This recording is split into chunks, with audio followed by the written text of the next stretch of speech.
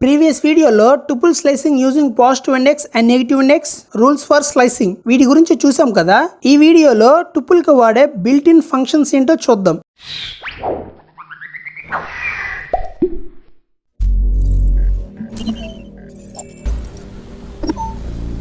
Video ఎక్కడ skip చేయకండి. మీరు స్కిప్ చేస్తే మంచి ఇంపార్టెంట్ పాయింట్స్ మిస్ అవుతారు. సో వీడియో మొత్తం చూడండి. అలాగే మన ఛానల్లో డైలీ ఒక వీడియో అప్లోడ్ చేస్తాము. Built in functions or built in methods for tuples. Built in functions అంటే పైథాన్ ఇంటర్ప్రిటర్ మనకి యూజ్ చేసుకోవడానికి ఇన్బుల్ట్ గా క్రియేట్ చేసిన ఫంక్షన్స్. ఈ built in functions certain task చేస్తాయి మన కోసం. ఇవి ఎలాగో ఎగ్జాంపుల్స్ తో చూస్తే మీకే అర్థమవుతుంది. లిస్ట్ కి ఎలాగైతే బిల్ట్ ఇన్ ఫంక్షన్స్ వర్క్ అవుతాయో టుపుల్ కూడా ఈ బిల్ట్ ఇన్ ఫంక్షన్స్ అలానే అన్ని వర్క్ అవుతాయి. సో ఇవి లిస్ట్ కి కానీ టుపుల్ కి కానీ సెట్ కి కానీ స్ట్రింగ్ కి కానీ అరే గానీ డిక్షనరీకి అన్నిటికీ యూజ్ అవుతాయి. అండ్ ఈ built in methods or functions లోకి వెళ్లే ముందు వీలైతే ASCII గురించి ఒక వీడియో చేసాము, మీరు అది చూడడానికి ట్రై చేయండి. ఎందుకంటే మీకు ఈ బిల్ట్ ఇన్ ఫంక్షన్స్ లో ASCII అనే టర్మ్ యూజ్ అవుతుంది. అందుకే వీలైతే అది చూడండి, అప్పుడే ఇవి మీకు పూర్తిగా అర్థమవుతుంది. డిస్క్రిప్షన్ లో లింక్ ఇచ్చాను, వెళ్ళి చూసేయండి. నెక్స్ట్, బిల్ట్ ఇన్ ఫంక్షన్స్ అన్నా బిల్ట్ ఇన్ మెథడ్స్ అన్నా రెండు ఒకటే, ఏదైనా పిలవచ్చు. మనకి టోటల్ గా 68 అబౌవ్ బిల్ట్ ఇన్ ఫంక్షన్స్ ఉన్నాయి. అవన్నీ మనకి చాలా యూజ్ అవుతాయి. బట్ బేసిక్ సిరీస్ లో ఉన్నాం కాబట్టి most used built in function ని తెలుసుకుందాం. సో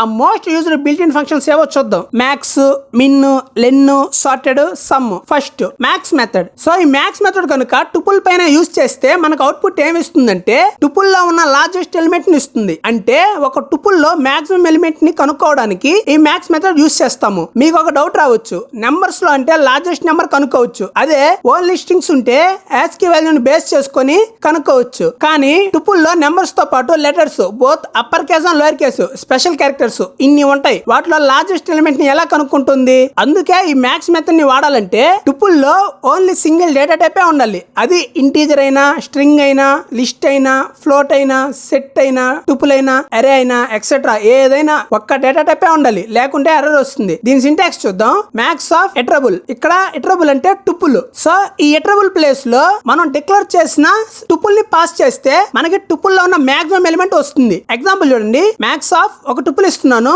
1, 3, 5, 2, 6. ఎంటర్ నొక్కండి, అవుట్పుట్ చూడండి, 6 వచ్చింది. ఈ 1, 3, 5, 2, 6 ఈ నెంబర్స్ లో పెద్ద వాల్యూ 6 కదా. ఇక్కడ చూడండి, ఈ టుపుల్ లో ఓన్లీ సేమ్ డేటా టైపే ఉన్నాయి. అందుకే మనకి మ్యాక్స్ మెథడ్ వర్క్ అయింది, లేకుంటే ఎర్రర్ వచ్చేది. ఇప్పుడు ఇంకొక ఎగ్జాంపుల్ చూద్దాం. మ్యాక్స్ ఆఫ్ ఒక టుపుల్ ఇస్తున్నాను, A, H, D, C, E. Output చూడండి, H. ఎందుకంటే H ASCII వాల్యూ టుపుల్ లో ఉన్న మిగతా స్ట్రింగ్ ASCII వాల్యూస్ కన్నా పెద్దది కాబట్టి మనం integer and float data types రెండు ఎట్ టైం కూడా వాడొచ్చు, ఏమీ కాదు ఈ మ్యాక్స్ మెథడ్ లో. కానీ ఇంకా ఏ డేటా టైప్ కలిపి ఇవ్వకూడదు. ఎగ్జాంపుల్ చూడండి, మ్యాక్స్ ఆఫ్ ఒక టుపుల్ ఇస్తున్నాను, 1, 3, 3.2, 2, 10, 8.4. ఎంటర్ నొక్కండి, అవుట్పుట్ చూడండి, 10 వచ్చింది. ఈ టుపుల్ లో ఇంటీజర్స్ ఉన్నాయి, అలాగే ఫ్లోట్స్ కూడా ఉన్నాయి. మ్యాక్స్ మెథడ్ కూడా వర్క్ అయింది. ఇప్పుడు ఇంకా డెప్త్ గా చెప్తా, వినండి. ఇప్పుడు ఒక ఎగ్జాంపుల్ తీసుకోండి.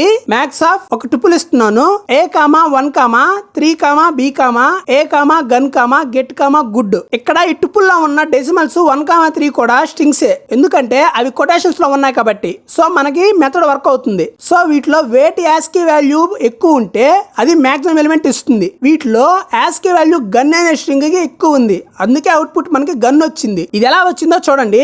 మనం మ్యాక్స్ మెథడ్ టుపుల్ పైన వాడినప్పుడు టుపుల్ లో స్ట్రింగ్స్ ఉంటే అన్ని స్ట్రింగ్స్ లో ఉన్న ఫస్ట్ క్యారెక్టర్ యొక్క ASCII వాల్యూని బేస్ చేసుకుని మాక్సిమం ఎలిమెంట్ ఇస్తుంది. ఇక్కడ మనకి ఫస్ట్ క్యారెక్టర్ లో మాక్సిమం ASCII వాల్యూ G అనే ఆల్ఫాబెట్ ఉంది, కానీ అది 3 స్ట్రింగ్స్ ఉంది. అవి ఏంటంటే గన్, గెట్, గుడ్. ఈ మూడిట్లో ఫస్ట్ క్యారెక్టర్ G కదా, అందుకని ఇప్పుడు ఈ 3 స్ట్రింగ్స్ లో సెకండ్ క్యారెక్టర్ ఏది పెద్దదో అది బేస్ చేసుకుని మాక్సిమం ఎలిమెంట్ ఇస్తుంది. సో సెకండ్ లెటర్ మూడిట్లో U అనే క్యారెక్టర్ కి ఎక్కువ ఉంది, కానీ ఇక్కడ U కూడా 2 స్ట్రింగ్స్ లో ఉంది. అందుకని మళ్ళీ ఈ 2 స్ట్రింగ్స్ థర్డ్ క్యారెక్టర్ ని చెక్ చేస్తుంది. గన్ అండ్ గుడ్ లో third character ASCII value N కి ఎక్కువ ఉంది, అందుకని మనకి అవుట్పుట్ గన్ వచ్చింది. సో ఒక టుపుల్ లో స్ట్రింగ్స్ కనుక ఉంటే వాటి ఫస్ట్ క్యారెక్టర్ ASCII వాల్యూని బేస్ చేసుకొని ఏది మాక్సిమం ఉంటే ఆ స్ట్రింగ్ ని ఇస్తుంది. ఒకవేళ ఫస్ట్ క్యారెక్టర్ లో సేమ్ మాక్సిమం ఉన్న ASCII వాల్యూస్ ఉంటే నెక్స్ట్ క్యారెక్టర్ చెక్ చేసుకుంటూ పోతుంది మాక్సిమం ఎలిమెంట్ వచ్చేదాకా. ఇప్పుడు మ్యాక్స్ మెథడ్ లో డిఫరెంట్ డేటా టైప్స్ ఉన్న టుపుల్ ని పాస్ చేస్తే అవుట్పుట్ ఏమొస్తుందో చూడండి. మ్యాక్స్ ఆఫ్ ఒక టుపుల్ ఇస్తున్నాను,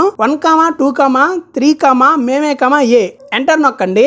అవుట్పుట్ చూడండి ఎర్రర్ వచ్చింది. ఎందుకంటే డిఫరెంట్ డేటా టైప్స్ ఉన్న టుపుల్ కి మ్యాక్స్ మెథడ్ అప్లై చేస్తే ఎర్రర్ వస్తుందని చెప్పా కదా. నెక్స్ట్ మిన్ మెథడ్. ఈ మిన్ మెథడ్ టుపుల్ కి అప్లై చేస్తే మనకి టుపుల్ లో ఉన్న స్మాలెస్ట్ ఎలిమెంట్ ని అవుట్పుట్ ఇస్తుంది. మీకు ఒక డౌట్ రావచ్చు, నెంబర్స్ లో అంటే స్మాలెస్ట్ నెంబర్ కనుక్కోవచ్చు, కానీ టుపుల్లో డెసిమల్స్ తో పాటు letters both upper case and lower case special characters ఇన్ని ఉంటాయి. వాటిలో స్మాలెస్ట్ ఎలిమెంట్ ని ఎలా కనుక్కుంటుంది? ఈ మిన్ మెథడ్ వాడాలంటే కూడా టుపుల్లో సింగిల్ డేటా టైపే ఉండాలి. అది ఇంటీజర్ అయినా స్ట్రింగ్ అయినా ఏదైనా ఒక్కటే ఉండాలి, లేకుంటే ఎర్రర్ వస్తుంది. ఎగ్జాంపుల్ చూడండి, మిన్ ఆఫ్ ఒక టుపుల్ ఇస్తున్నాను 1, 3, 5, 2, 6. అవుట్పుట్ చూడండి 1 వచ్చింది. ఈ టుపుల్ లో ఓన్లీ సేమ్ డేటా టైపే ఉన్నాయి, అందుకే మనకి మిన్ మెథడ్ వర్క్ అయింది. ఇంకొక ఎగ్జాంపుల్ చూద్దాం. మిన్ ఆఫ్ ఒక టుపుల్ ఇస్తున్నాను A, H, D, C, E.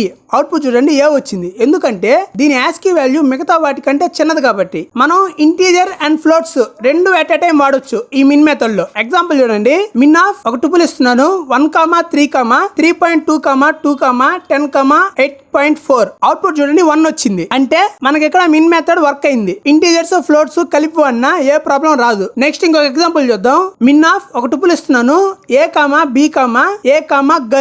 Output చూడండి క్యాపిటల్ ఏ వచ్చింది. ఎందుకంటే ఈ ఎలిమెంట్ యొక్క యాస్కీ వాల్యూ టుపుల్ లో ఉన్న మిగతా ఎలిమెంట్ యాస్కీ వాల్యూస్ కన్నా చిన్నది కాబట్టి. ఈ మిన్ మెథడ్ యూస్ చేసేటప్పుడు కూడా టుపుల్ లో స్ట్రింగ్స్ కనుక ఉంటే వాటి first character ASCII value base చేసుకొని ఏది మినిమం ఉంటే ఆ స్ట్రింగ్ ని ఇస్తుంది. ఒకవేళ ఫస్ట్ క్యారెక్టర్ లో సేమ్ మినిమం ఉన్న యాస్కీ వాల్యూ ఉంటే నెక్స్ట్ క్యారెక్టర్ చెక్ చేసుకుంటూ పోతుంది మినిమం ఎలిమెంట్ వచ్చేదాకా. ఇప్పుడు మిన్ మెథడ్ డిఫరెంట్ డేటా టైప్స్ ఉన్న టుపుల్ కి ఇస్తే అవుట్పుట్ ఏమొస్తుందో చూడండి. మిన్ ఆఫ్ 1, 2, 3, మేమే ఏ. అవుట్పుట్ చూడండి ఎర్రర్ వచ్చింది. ఎందుకంటే డిఫరెంట్ డేటా టైప్స్ ఉన్న టుపుల్ కి మిన్ మెథడ్ అప్లై చేస్తే ఎర్రర్ వస్తుందని చెప్పా కదా. ఈ మిన్ మెథడ్ వర్క్ అవ్వాలంటే మనకి టుపుల్ లో సేమ్ డేటా టైప్స్ ఉన్న ఎలిమెంట్స్ ఉండాలి. మ్యాక్స్ మెథడ్ కి ఎలా జరుగుతుందో ఈ మిన్ మెథడ్ లో కూడా ప్రాసెస్ అలాగే జరుగుతుంది. కానీ మ్యాక్స్ మెథడ్ లో మాక్సిమం ఎలిమెంట్ కోసం సెర్చ్ చేస్తుంది, మిన్ మెథడ్ లో మినిమం ఎలిమెంట్ కోసం సెర్చ్ చేస్తుంది. Next method length method. ఈ మెథడ్ టుపుల్ లెంత్ ఎంత అని తెలుసుకోవడానికి వాడతాము. సింటాక్స్ చూడండి, లెన్ ఆఫ్ ఆబ్జెక్ట్. ఈ ఆబ్జెక్ట్ టుపుల్. ఎగ్జాంపుల్ చూద్దాం. లెన్ ఆఫ్ ఒక టుపుల్ ఇస్తున్నాను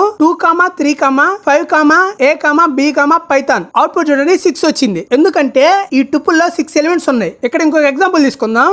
A ఈక్వల్ టు